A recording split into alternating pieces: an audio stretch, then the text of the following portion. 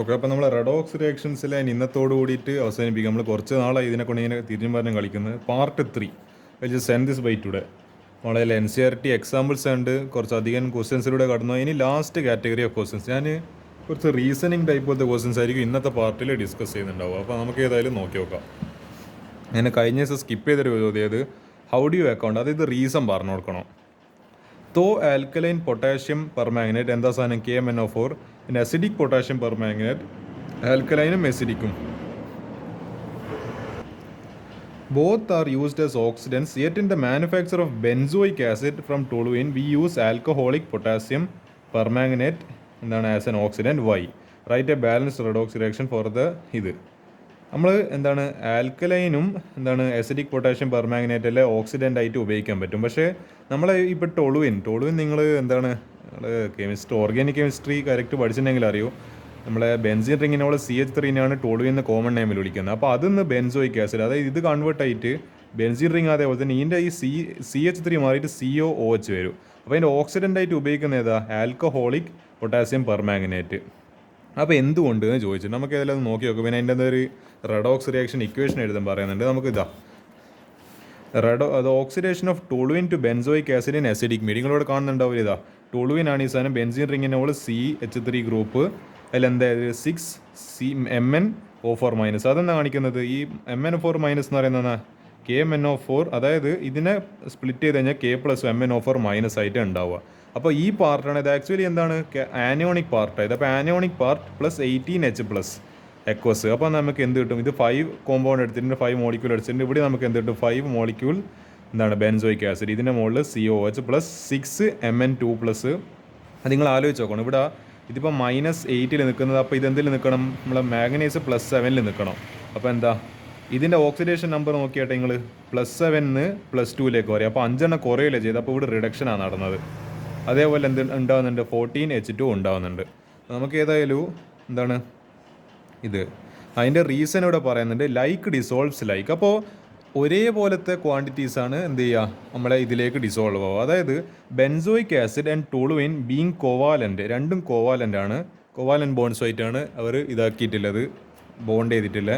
Readily dissolve in alcohol, അതായത് alcoholic KOH എന്ന് പറയുമ്പോൾ ആൽക്കഹോൾ, കാരണം രണ്ടും ആൽക്കഹോളിൻ്റെ ഇതിൽ ഫാമിലിയിൽ വരുന്ന ആൾക്കാരാണ്.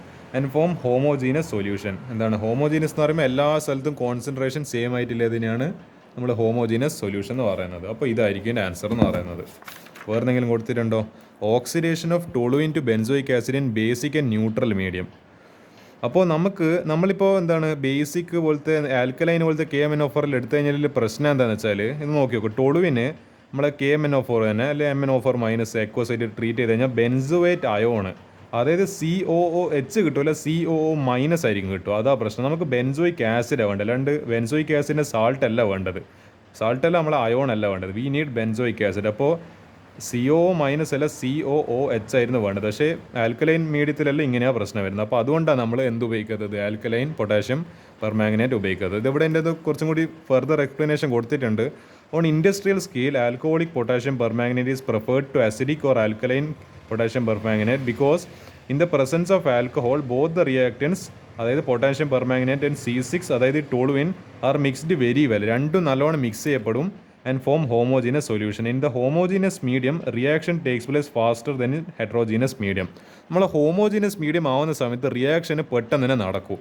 Further more in neutral medium OH- ions are produced in the reaction itself. റിയാക്ഷനിൽ തന്നെ ഇവിടെ ഇത് ജനറേറ്റ് ആയി പോകുന്നുണ്ട്, OH- ജനറേറ്റ് ആയി പോകുന്നുണ്ട്. അപ്പോൾ നമുക്കത് ആവശ്യമില്ല.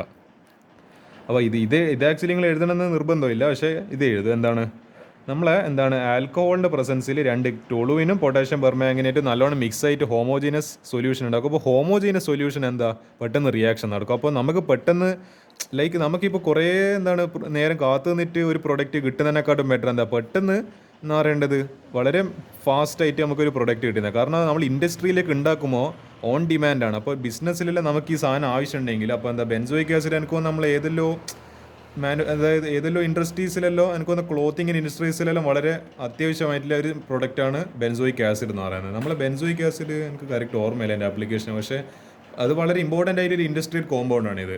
അപ്പോൾ ഇത് പെട്ടെന്ന് ബിസിനസ്സുകൾക്ക് കിട്ടണ്ടെങ്കിൽ എന്താ, അത് ഏറ്റവും എളുപ്പത്തിൽ ഉണ്ടാക്കുന്ന മെത്തേഡ് ആയിരിക്കും നമ്മൾ സെലക്ട് ചെയ്യുന്നത്. ഇത് ഉണ്ടാക്കാൻ വേറെയും കുറേ മെത്തേഡ് ഉണ്ടാവും, പക്ഷേങ്കിൽ ഏതാണോ ഏറ്റവും പെട്ടെന്ന് റിയാക്ഷൻ തരുന്നത്, പെട്ടെന്ന് പ്രൊഡക്റ്റ് തരുന്നത്, അതായിരിക്കും നമ്മൾ സെലക്ട് ചെയ്യുന്നത്. അതുകൊണ്ടാണ് നമ്മൾ ആൽക്കഹോളിക് പൊട്ടാഷ്യം പെർമാംഗനേറ്റ് ഉപയോഗിക്കുന്നത്.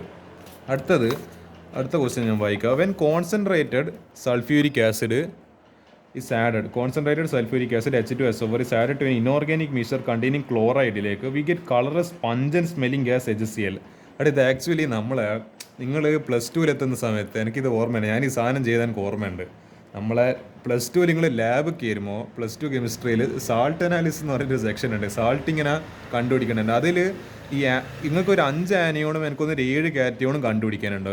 അതായത് 5 ആനിയോൺസിൽ ഒരു ആനിയോണ് നമ്മളെ Cl- എന്ന് പറയുന്ന ഒരു ആനിയോണ്. നമ്മളെ എന്താ തോന്നുന്നത്, എനിക്കൊന്നാ ബ്രൗണ്ടറിങ് ടെസ്റ്റാന്ന് തോന്നുന്നു. അതിപ്പോൾ എന്താ ബ്രൗണ്ടറിങ് ടെസ്റ്റ് അല്ല, സോറി, അത് മറ്റേ നൈട്രോ ഗ്രൂപ്പിൻ്റെ.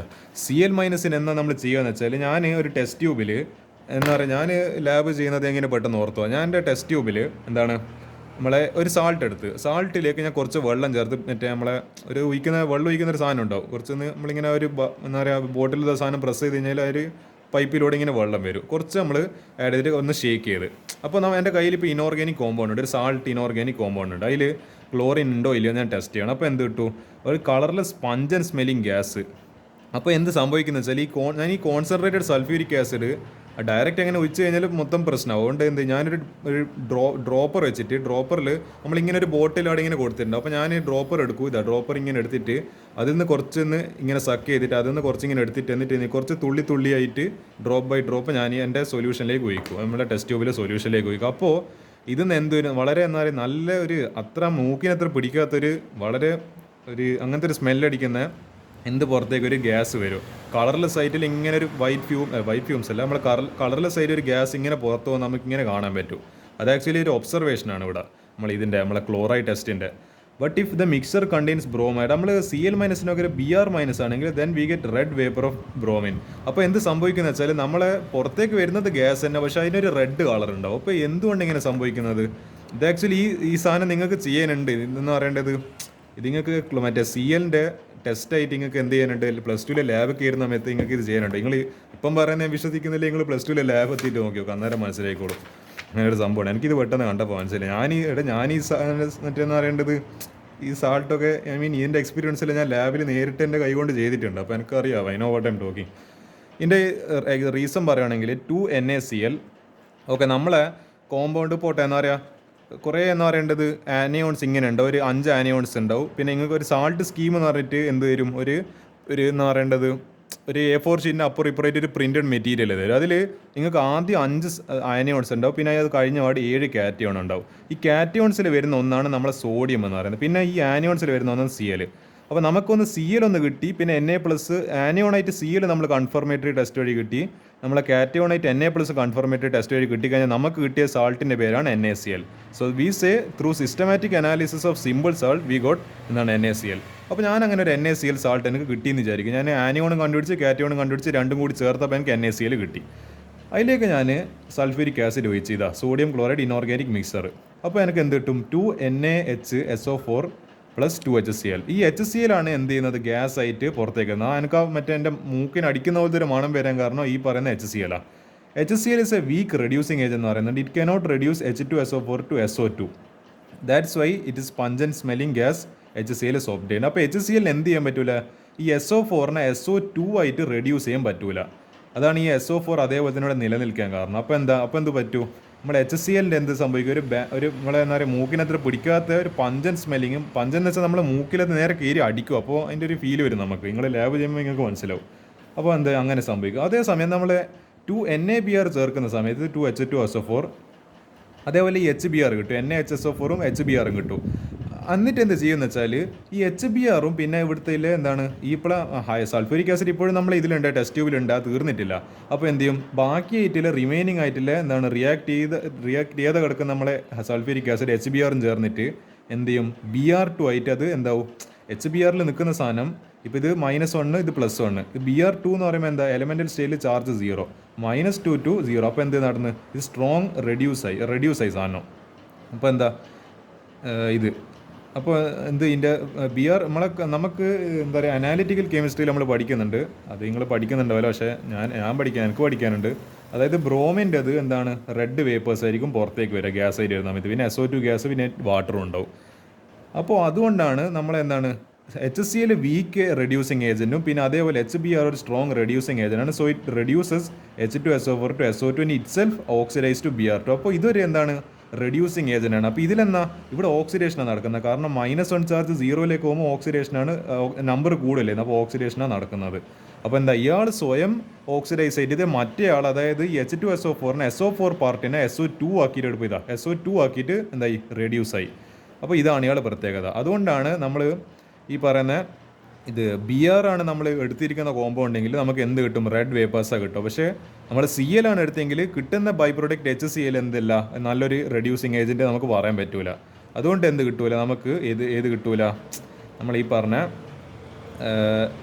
ഈ ഒരു ഇത് കിട്ടൂല, ഒരു ഇത് എന്താ പറയുക, അതിൻ്റെ വ്യത്യാസം ഞാൻ പറഞ്ഞിരുന്നത്. ഇതിൽ നമ്മൾ Br എടുക്കുന്ന സമയത്ത് നമുക്ക് റെഡ് വേപ്പേഴ്സാണ് കിട്ടും. അതേപോലെ Cl എടുക്കുന്ന സമയത്ത് നമുക്കൊരു കളർലെസ് ആയിട്ടുള്ള ഒരു ഗ്യാസ് ആയിരിക്കും കിട്ടും. അത് കളർലെസ്, ഇത് കളറില്ല സാധനം, അത്ര വ്യത്യാസമല്ലോ. അതിൻ്റെ റീസണാണ് ഞാനിവിടെ പറഞ്ഞത്. അപ്പോൾ നമുക്കതിൽ അടുത്ത നോക്കാം. ഞാൻ ഇതൊന്നും എന്താ പറയുക, ഞാൻ ഇപ്പോൾ ഡിസ്കസ് ചെയ്യാൻ ഉദ്ദേശിക്കുന്നില്ല. ഞാൻ എന്തായാലും നമ്മളെ ബാലൻസിങ്, ഇതെല്ലാം ബാലൻസിങ്ങിൻ്റെ ക്വസ്റ്റ്യൻസ് ആണ്. ബാലൻസിങ് ദ റെഡ് ഓക്സിഡേഷൻ്റെ ഭാഗമായിട്ട് ഞാൻ സെപ്പറേറ്റ് ഒരു വീഡിയോ ഞാൻ അതിന് വേണ്ടിയിട്ട് ചെയ്യും. പക്ഷേ ഇപ്പോഴല്ല, കുറച്ച് കഴിഞ്ഞിട്ട് അതിൻ്റെ വീഡിയോ ഏതായാലും ചെയ്യുന്നതായിരിക്കും. ഇത് ഞാൻ എന്താ പറയുക വെറുതെ ചെറുങ്ങനെ ഡിസ്കസ് ചെയ്ത് എന്തായാലും എക്സാമിന് വരാൻ ചാൻസ് കുറവാണ്. പക്ഷേ വന്നു കഴിഞ്ഞാൽ ചെയ്യാൻ പറ്റണം. Chlorine is use to purify drinking water. സമയച്ചല്ലോ നമ്മളെ കുടിക്കുന്ന വെള്ളത്തിനെ കുറച്ചും കൂടി ശുദ്ധീകരിക്കാൻ നമ്മൾ ക്ലോറിൻ ചേർക്കുകയാണ്. നമ്മളെ കിണറ്റിലെല്ലാം ക്ലോറിൻ ഇടണമെന്ന് പറയുന്നതൊക്കെ അല്ല അത് സാധനം. Excess of chlorine is harmful. The excess of chlorine is removed by treating with.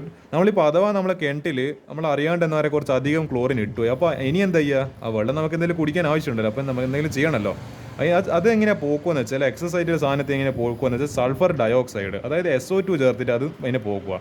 Right a balanced equation for this red oxidation. എന്തായാലും ചെയ്യേണ്ടത്, നമ്മൾ chlorine Cl2 plus SO2 plus H2O, കാരണം നമ്മൾ കിണറ്റിലെ വെള്ളമായതുകൊണ്ട് വാട്ടറാണ് സാധനം, അല്ല കിണറ്റിലെ വെള്ളം എന്നല്ല ഏത് വെള്ളമായാലും വാട്ടറാണ് സാധനം. അപ്പോൾ എന്താ Cl2 Cl മൈനസ് ആവും, പിന്നെ SO4 അതേപോലെ തന്നെ അതന്നെ SO2 SO4 ആയി മാറും. അപ്പോൾ എന്താ 0യിലുള്ള ചാർജ് ഇവിടെ Cl മൈനസ് ആയി. അപ്പോൾ എന്ത് സംഭവിക്കും, മൈനസ് ആണ്. അതായത് ഇവിടെ എന്ത് നടന്ന്, ഇവിടെ 0 to -1 ആകുമ്പോൾ റിഡക്ഷനാണ് നടന്നിരിക്കുന്നത്. അതേപോലെ ഇതിപ്പോൾ -4, അപ്പോൾ ഇതെന്ത് കാണിക്കണം, സൾഫർ +4 കാണിക്കണം. അപ്പോൾ +4 SO4 2- വന്നാൽ ഇത് -8, അപ്പോൾ ഇതെന്ത് കാണിക്കണം, +6. അപ്പോൾ 6 - 8 2 -2, അപ്പോൾ ഇത് +6 കാണിക്കണം. അപ്പോൾ എന്താ +4 +6 ആവുന്ന സമയത്ത് എന്താ ഓക്സിഡേഷനാണ് നടക്കുന്നത്, കാരണം ഇത് സംഭവം കൂടി.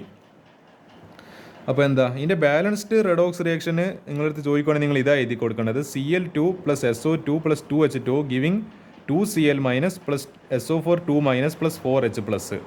ഇത് ആക്ച്വലി ഈ ബാലൻസിങ് എങ്ങനെയാണ് വന്നതെന്ന് അറിയണമെങ്കിൽ നിങ്ങൾക്ക് എന്ത് ചെയ്യണം, ബാലൻസിങ് എന്നുള്ള കോൺസെപ്റ്റ് നല്ലോണം അറിയണം. അത് ഞാൻ ഇവിടെ ഡിസ്കസ് ചെയ്യുന്നില്ല, കുറേ പറയാനുണ്ട്, നമുക്ക് സെപ്പറേറ്റ് ഒരു വീഡിയോ തന്നെ ഡിസ്കസ് ചെയ്ത്. തൽക്കാലത്തേക്ക് ഇങ്ങനെ ഒരു ചോദ്യം വന്നു കഴിഞ്ഞാൽ ഇങ്ങനെ ഒരു റിയാക്ഷൻ ചെയ്തിട്ട് അതിൻ്റെ റിഡക്ഷൻ പാർട്ടും ഓക്സിഡേഷൻ പാർട്ടും കാണിക്കുക. പിന്നെ നിങ്ങൾ റെഡ് ഓക്സിഡേഷൻ ബാലൻസിങ് വെച്ചിട്ട് ഇതിൻ്റെ ബാലൻസ്ഡ് റിയാക്ഷൻ എഴുതുക. സിമ്പിൾ ക്വസ്റ്റ്യനാണ്, വലിയ പ്രശ്നമൊന്നുമില്ല. ഈ ക്വസ്റ്റ്യൻ വന്നു കഴിഞ്ഞാലും ആക്ച്വലി പ്രശ്നം ഉണ്ടാകാൻ പാടില്ല നിങ്ങൾക്ക്.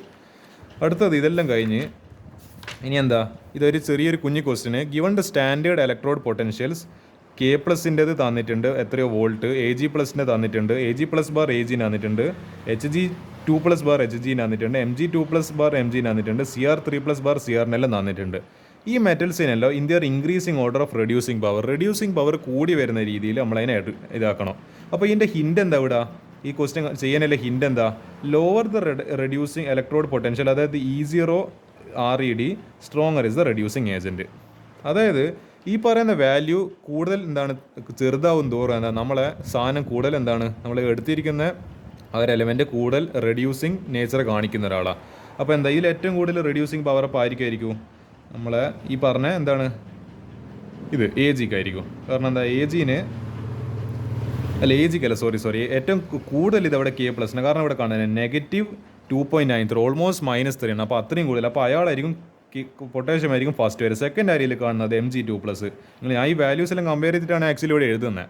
-2. കാരണം ഇത് കഴിഞ്ഞാൽ പിന്നെ ലീസ്റ്റ് വാല്യൂ ഇതാ, അപ്പോൾ ഇത് Mg വരും. അതേപോലെ അടുത്ത ലീസ്റ്റ് വാല്യൂ ഇതാ വരുന്നത് ഇത് രണ്ടും പോസിറ്റീവ്, ഇവിടെ ഒരു മൈനസ് ഉണ്ട്. അപ്പോൾ മൈനസ് തന്നെയായിരിക്കും പോസിറ്റീവിനെ കമ്പയർ ചെയ്യുമ്പോൾ ചെറിയ വാല്യൂ, അപ്പോൾ മൈനസ്. അപ്പോൾ Cr വന്ന് അടുത്തത് എന്താ, ഇതിൽ രണ്ടിൽ ഇപ്പോൾ ഏതാ മൈനസ്, അല്ല ഏതാ കുറവ്, ഇതായിരിക്കും കൂടുതൽ കുറവ് എന്ന് പറയുന്നത്. ഇത് കൂടുന്തോറും ഇതിൻ്റെ എന്താണ് ഓക്സിഡൈസിങ് നേച്ചറെ കൂടിക്കൂടി വരിക. അപ്പോൾ എന്താ ഇത് HGൻ്റെത് ഇവിടെ വന്ന് അതേപോലെ ലാസ്റ്റ് എന്താ പറയുക ഏറ്റവും കുറവ് റെഡ്യൂസിങ് നേച്ചർ ആയിരിക്കും AG+-നായിരിക്കും. ഇതെല്ലാം കമ്പാരിറ്റീവ് സ്റ്റഡിയാണ്, കമ്പാരിറ്റീവ്ലിയാണ് നമ്മൾ പറയുന്നത്. അത് ഒന്നിനെ കമ്പയർ ചെയ്തിട്ട് മറ്റേതിനെ വെച്ചിട്ട് പറയാം അങ്ങനെ. അപ്പോൾ ഇതാണ് ഇതിൻ്റെ order: AG less then HG less then CR less then MG less then potassium. Okay ആണല്ലോ.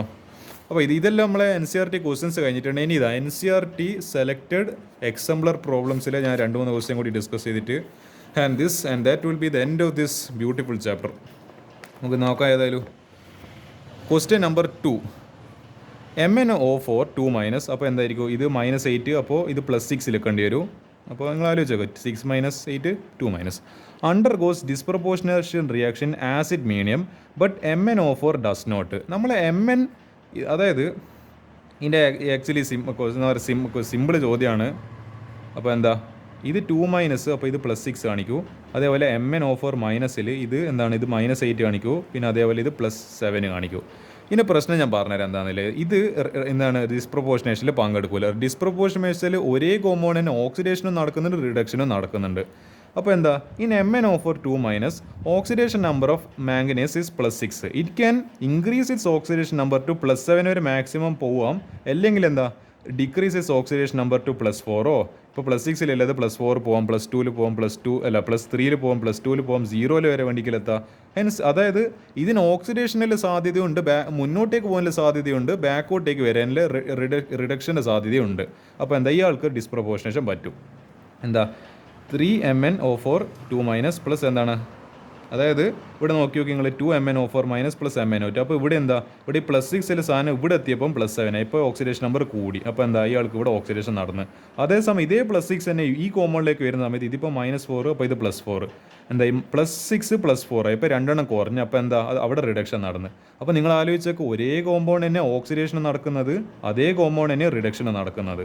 അപ്പോൾ എന്താ ദിസ് ക്യാൻ ഷോ ഡിസ്പ്രപ്പോർഷൻ. നമ്മൾ MnO4- പ്രശ്നം എന്താ, manganese is in highest oxidation state. ഇതിന് റിഡക്ഷൻ ബാക്കോട്ടേക്ക് പോകാൻ പറ്റും. ഇപ്പോൾ +7 ഇല്ല സാധനത്തിന് ബാക്കോട്ടേക്ക് +4 +6 +3 0 ആവാൻ പറ്റും. പക്ഷേ നിങ്ങൾ ആലോചിച്ചോക്കൂ, നമ്മളെ +8 പോകാൻ പറ്റുമോ? +8 പോകാൻ പറ്റില്ല. അതാ പ്രശ്നം. അതായത് നമ്മൾ പഠിച്ചൊരു ലിമിറ്റേഷൻ എന്ന് പറയുന്നത്, അല്ല ഇതിൻ്റെ ഒരു പ്രശ്നം എന്ന് വെച്ചാൽ ഡിസ്പ്രപ്പോർഷൻ റിയേഷൻ കാണിക്കാത്തതെന്ന് പറയുന്നത്, അതിലൊരു കാറ്റഗറിയിൽ നമ്മൾ പറയുന്നുണ്ട് elements in their highest oxidation number cannot undergo ഏത് ഡിസ്പ്രപ്പോർഷനേഷൻ.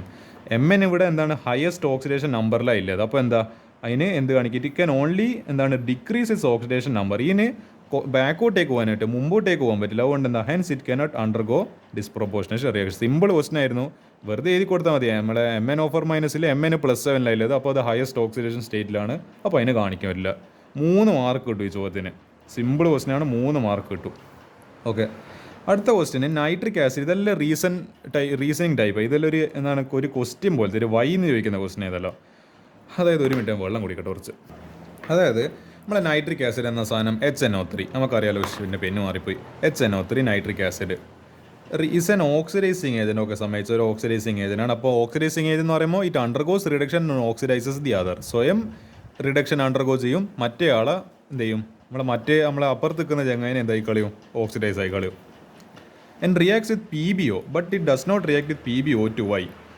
ഇതെന്തോ ഒരു ടൈപ്പ് ക്വസ്റ്റനാണ്.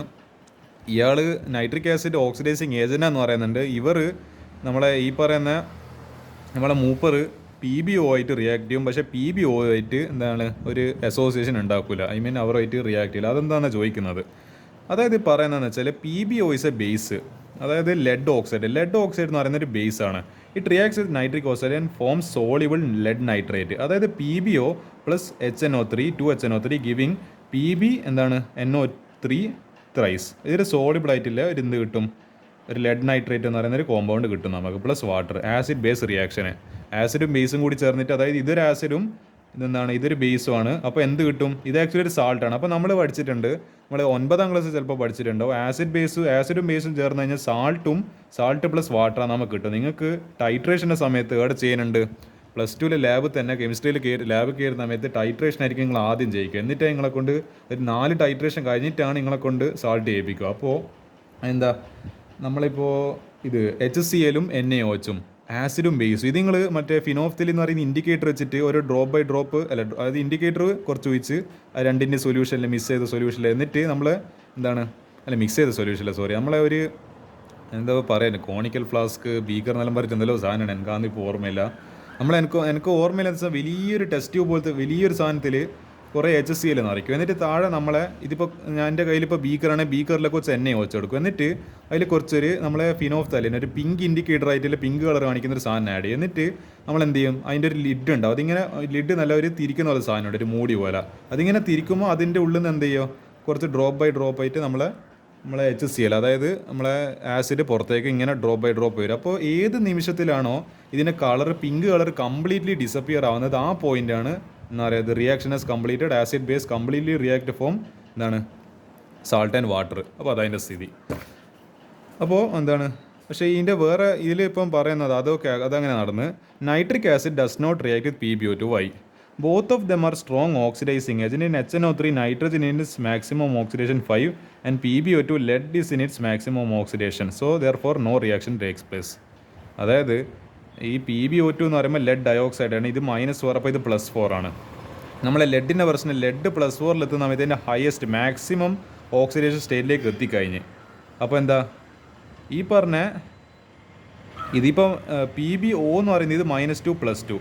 അപ്പോൾ ഇയാൾക്ക് എന്ത് ചെയ്യാൻ പറ്റും, Pb4+ എന്താ ഓക്സിഡൈസ് 7ൽ വകുപ്പുണ്ട് ഓക്സിഡൈസിങ് ഏജൻറ്റ് ചേർക്കുന്ന സമയത്ത്. നിങ്ങൾ ആലോചിച്ചേക്കണോ, അതായത് ഈ ഓക്സിഡൈസിങ് ഏജൻറ്റ് എന്ന് പറയുന്ന സാധനം തന്നെ എന്നാ നൈട്രിക് ആസിഡ് ഓക്സിഡൈസിങ് ഏജൻറ്റ് എന്ന് പറയുമ്പോൾ സ്വയം റിഡക്ഷൻ നടന്നിട്ട് മറ്റേയാൾ ഓക്സിഡൈസ് ചെയ്യും. PbOയിൽ ഈ മറ്റേ നമ്മളെ എന്താണ് നൈട്രജന് എന്താ ഞാൻ പറഞ്ഞ പോലെ എന്താണ് അതിൻ്റെ റിഡക്ഷൻ നടക്കും. എന്നിട്ട് മറ്റേയാൾ ഓക്സിഡൈസ് ചെയ്യുന്ന സമയത്ത് ഈ PbO ഇപ്പുറത്തേക്ക് വരുന്ന സമയത്ത് ഈ +2ന് +4 ആവാൻ വകുപ്പുണ്ട്. അപ്പോൾ എന്താ അവിടെ നടക്കും. പക്ഷേ ഇവിടെ ഇയാൾ മാക്സിമത്തിലാണ് നിൽക്കുന്നത്. അപ്പോൾ ഇയാൾ ഇനി കൂടുതൽ ഓക്സിഡൈസ് ചെയ്യാൻ നിന്ന് കഴിഞ്ഞാൽ കാര്യം നടക്കില്ല. എന്താ ഇയാൾ മാക്സിമത്തിൽ നിൽക്കുന്നത്. ഈ +4 ഇനി +5 ഒന്നും ആവാൻ പറ്റുമെന്നില്ല. അപ്പോൾ അവിടെയാണ് പ്രശ്നം. +4 ഇനി മാക്സിമത്തിൽ നിൽക്കുന്നതുകൊണ്ട് തന്നെ അവിടെ എന്ത് ചെയ്യും നടക്കൂല, ഓക്സിഡേഷൻ നടക്കൂല. അതായത് അപ്പോൾ അവിടെ നൈട്രിക് ആസിഡ് പോലത്തെ ഒരു ഓക്സിഡൈസിങ് ഏജൻറ്റ് അവിടെ ഉപയോഗിച്ചതിനെ കൊണ്ട് കാര്യമില്ല എന്നാണ് ഇതിൻ്റെ പൊരുൾ എന്ന് പറയുന്നത് ചുരുക്കം. അപ്പോൾ എന്താ അവിടെ ഓക്സിഡേഷൻ നടക്കില്ല. കാരണം ഓക്സിഡൈസിങ് ഏജൻറ്റ് ഉപയോഗിക്കുന്നതിൻ്റെ തന്നെ നമ്മളെ ലക്ഷ്യം തന്നെ എന്താ അവിടെ ഓക്സിഡേഷൻ നടക്കുന്നത്. പക്ഷേ ഓക്സിഡേഷന് ഇവിടെ ഈ കേസിൽ പോസിബിൾ ആണോ, കാരണം മാക്സിമം ഓക്സിഡൈസിങ് സ്റ്റേറ്റിലാണ് നിൽക്കുന്നത്, ഓക്സിഡേഷൻ സ്റ്റേറ്റിൽ ഇല്ലത്, ഇനി ഇതിൻ്റെ അപ്പുറം പോകില്ല. അപ്പോൾ അതാ പ്രശ്നം. അതുകൊണ്ടാണ് അതിൻ്റെ മാക്സിമം ഓക്സിഡേഷൻ സ്റ്റേറ്റിൽ നിൽക്കുന്നതുകൊണ്ടാണ് അതെന്ത് കണക്കാത്തത്, ഈ പറഞ്ഞ നമ്മളെ PbO2 ആയിട്ട് നമ്മളെ നൈട്രിക് ആസിഡ് റിയാക്റ്റ് ആവാത്തത്. ഇതൊക്കെ ഈസി ക്വസ്റ്റ്യൻസ് ആണ്. ഇനി ലാസ്റ്റ് ഒരു ക്വസ്റ്റ്യൻ കൂടി, ഇത് ഞാൻ ഡിസ്കസ് ചെയ്യേണ്ടെന്ന് ചോദിച്ചാൽ പക്ഷേ വെറുതെ എന്നാലും ഡിസ്കസ് ചെയ്യാം.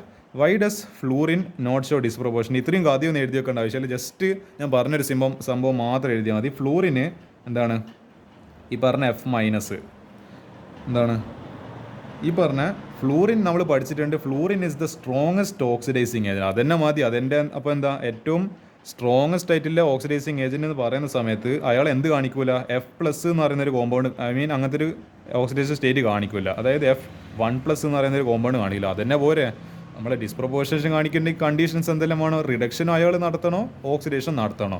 പക്ഷേ ഇയാൾ റിഡക്ഷൻ നടത്തുന്നുണ്ട്. F- എന്നുള്ളത് F2- F7- വരെല്ലാം പോകും. പക്ഷേ F+ F2+ F3+ ആവുന്നില്ല. അപ്പോൾ അതന്നെ അവിടെ തന്നെ നമ്മളെ ഫ്ലൂറിൻ ഫെയിലായി. അവിടെ തന്നെ എന്താ, it is the strongest oxidising agent. It does not show positive oxidation state. That's why fluorine does not show disproportion. ഇത്ര 2 സെൻറ്റൻസ് എഴുതി കൊടുത്തു കഴിഞ്ഞാൽ 2 മാർക്ക് കിട്ടും. അത്രയല്ലേ എൻ്റെ അത് സ്റ്റോറി. അപ്പോൾ അതോട് കൂടിയിട്ട് ഈ ഒരു പാഠം അവസാനിക്കുവാണ്. ഇത്രയും ക്വസ്റ്റൻസ് ഇല്ല ഇതിൽ. അപ്പോൾ എന്ത് ചെയ്യുക, ഈ ചാപ്റ്റർ മര്യാദയ്ക്ക് പഠിക്കുവാന്നില്ല. ഞാൻ കുറേ ക്വസ്റ്റൻസ് ഈ പാഠത്തിൽ നിന്ന് ഡിസ്കസ് ചെയ്തിട്ടുണ്ട്. അതിൽ സാരമില്ല കേട്ടോ, നമുക്ക് കുറേ ക്വസ്റ്റൻസ് ചെയ്യുമ്പോൾ അതിൻ്റേതായ ഒരു എക്സ്പോഷർ നമുക്ക് കിട്ടുമല്ലോ. So that's end of this chapter. എല്ലാവരും നല്ലോണം പഠിക്കുക. ഈ ചാപ്റ്റർ പരമാവധി മാക്സിമം ഇതിൻ്റെ ക്വസ്റ്റൻസ് എല്ലാം ചെയ്ത് തന്നെ പ്രാക്ടീസ് ചെയ്യുക.